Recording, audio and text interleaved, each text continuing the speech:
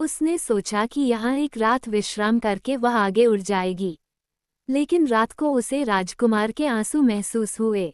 हैरान होकर चिड़िया ने पूछा, तुम रो क्यों रहे हो? राजकुमार ने कहा, नीचे एक गरीब महिला है जो सिलाई करके अपना जीवन चलाती है। उसका बेटा बीमार है और उसके पास दवा और खाना नहीं है। क्या तुम मेरी तलवार का मानिक ले जाकर उसके पास पहुंचा सकती हो? चिड़िया ने सहर्ष स्वीकार किया और मानिक ले जाकर उस महिला को दे आई। उसने देखा कि बच्चा मुस्कुरा रहा था और माँ की आंखों में आंसू थे, कृतज्ञता के आंसू। राजकुमार ने अगली रात फिर चिड़िया से कहा, नीचे एक युवा लेखक है जिसे सर्दी में लकड़ी नहीं मिल रही। वह भूखा है। राजकुमार ने अपनी एक नीलम आंख उसे दिलवा दी।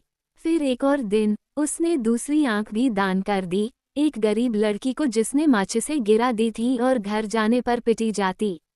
अब राजकुमार अंधा हो गया था और चिड़िया ने कहा, अब मैं तुम्हें छोड़कर नहीं जाऊंगी।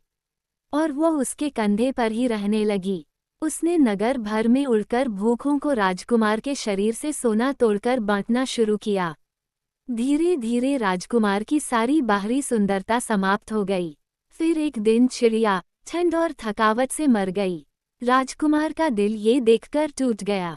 अगली सुबह नगर के अधिकारी बोले, अब यह मूर्ति बदसूरत हो गई है, और उन्होंने उसे नीचे उतरवाकर गलाने भेज दिया। पर राजकुमार का दिल नहीं पिघला। सोने वालों ने उसे कूड़े में फेंक दिया जहां मरी हुई चिड़िया पहले से पड़ी थी। स्वर्ग में भगवान ने अपने देवदूत से कहा, धरती से सबसे 2 अनमोल चीजें लाओ।